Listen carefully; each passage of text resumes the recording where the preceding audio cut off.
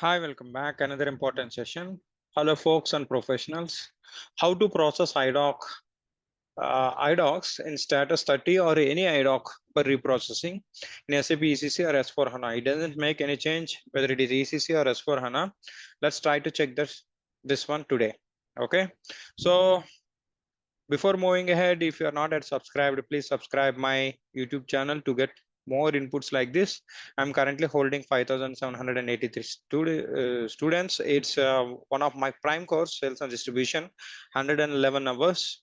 And this is the course I'm specifically stressing out. Everyone need to get introduced, whether you are working in real time or else outside student, because idocs has a lot of importance, because when you are interacting with SAP to SAP or SAP to non-SAP systems. So I'm just trying to add this video also as a tip over here. Here 5 scenarios I have explained: purchase order creation and SAP to SAP, and purchase order, how it will be converted into the sales order, and your delivery output, 2 methods, and invoice, like that. A lot of things I have explained, including tips and idocs setup. It is very, very important. Please give a try. And these 2 courses are specifically recommend getting master to write a functional specification. All these are the different courses available. I'm just providing these links below of this video. You can give a try. Okay. So irrespective of the status, whatever it may be, the transaction code is BD87. Okay, and one more transaction is there. I'll explain you later. You just try to understand this. Let's try to generate one idoc.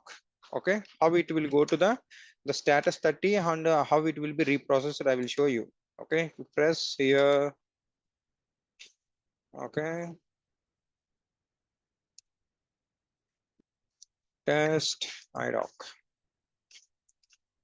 So let's take this. Let's save this. Now VL01, I'm just generating invoice idoc for our understanding. Okay, let me try to make this one as this one, and let's go on, try to do the picking. Select your storage location and do this. Okay, so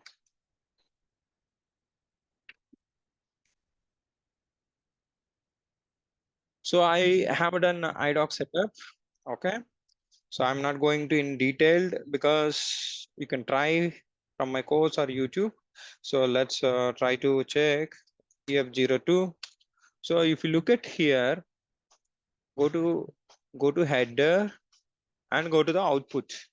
Here you can able to see this. This is a EDI idoc I have generated. This is my partner, and this is the medium. Through EDI means if you click on processing log, okay, you can able to find the idoc. Okay, so let's copy this idoc. Let's check the status of this idoc. Okay, so let's copy this. So I think you are watching the right screen, right? So you can see the status. It is in 30 status. Okay, idoc ready for dispatch. But actually, in real time, what happens? There is one background program will be there. Okay, because of that program, these things will be automatically processed. This is ready to dispatch means, based on our partner profile settings, there is something called collective processing, or else immediate processing. Two things will be there. So that's why it is showing the status as this one.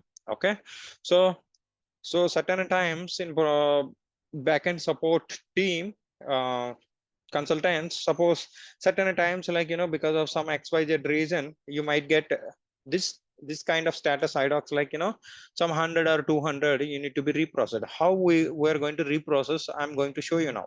Okay, so these are the segments. Okay, when it is got processed, it will be go to the status 3. I'll show you. Okay, so let's go to BD87. Okay, let's copy the idoc. If you know the dates, if it is in between dates, you can able to choose it, create it on. Okay, let's select this. Okay, this is idoc is ready for dispatch. Okay, you can select. If you want, you can able to select here and click on this processing button. Now see this current idoc status is 30, it is showing, right? Okay, let's process it. Okay, so let's see this. What will be the status now?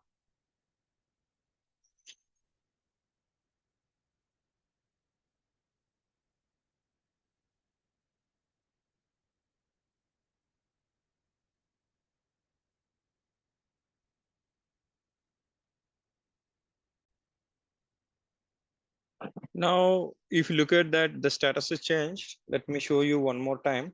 I'm selecting this idoc. Okay, let's go to BD87. We'll see that one also.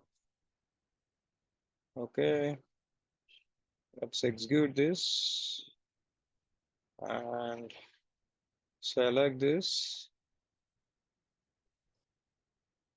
Okay, so now you see this data passed to port.